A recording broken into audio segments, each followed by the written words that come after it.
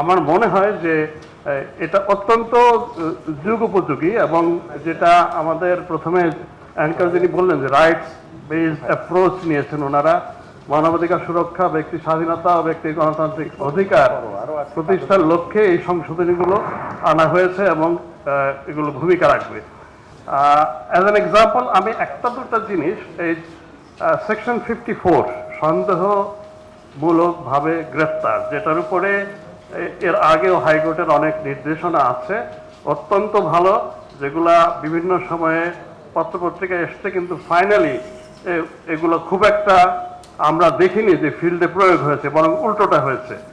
তো এগুলো এখানে আবার এসছে, আমার মনে হয় যে এগুলো খুবই উপযোগী এবং এগুলো যদি আমরা ইফ উই ক্যান প্র্যাকটিস, এগুলো আমার মনে হয় যে মানুষ উপকৃত হবে। সেকশন 54A অ্যারেস্টের ব্যাপারে এইখানে কম্পালসারিলি বলা হয়েছে যে প্রতিটা অ্যারেস্টে একজন উইটনেস লাগবে।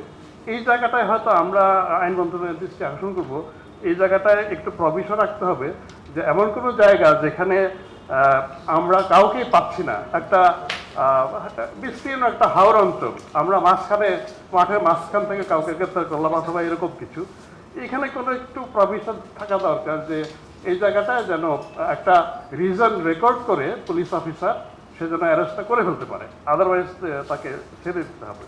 আমার মনে হয় যে এর পরে 54D-তে একটা জিনিস হচ্ছে ডেজিগনেটেড পুলিশ অফিসার, তার মানে জেলার প্রতিটা থানায় একজন অফিসার থাকবে যার কাছে ওই জেলার ওই থানার যত অ্যারেস্ট আছে সেগুলোর জন্য একটা তালিকা থাকে।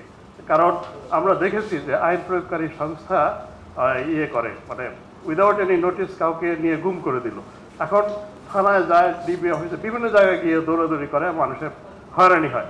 এইটার জন্য this is a very good thing, কিন্তু এই জিনিসটা আসলে আমাদের ইট ইজ অলরেডি ইনবিল্ট। আমাদের পুলিশে অ্যারেস্ট হলে তাকে অবশ্যই থানার জিডিতে এন্ট্রি করতে হবে যে আমি অমুককে নিয়ে এসে থানায় রাখলাম। জিডিতে কিন্তু প্রতিটা অ্যারেস্টই এন্ট্রি হয় এবং জিডি যিনি মেনটেন করেন, থানার ওসি হোক অথবা ডিউটি অফিসার হোক, he is bound to give this information to someone who is aggrieved or who wants to know. তো এইটা already the provision is there. নতুন করে আরেকটা এএসআইকে কিন্তু দেওয়ার দরকার হবে না আর কি, it will be just a duplication. আমার যেটা করতে হবে যে আমাদের যেই প্রভিশনটা অলরেডি আছে এইটা আমি যেন একেবারে রিলিজিয়াসলি যেন আমি এটা করি, সেটাই বোধহয় আমরা দীর্ঘদিন করছি না।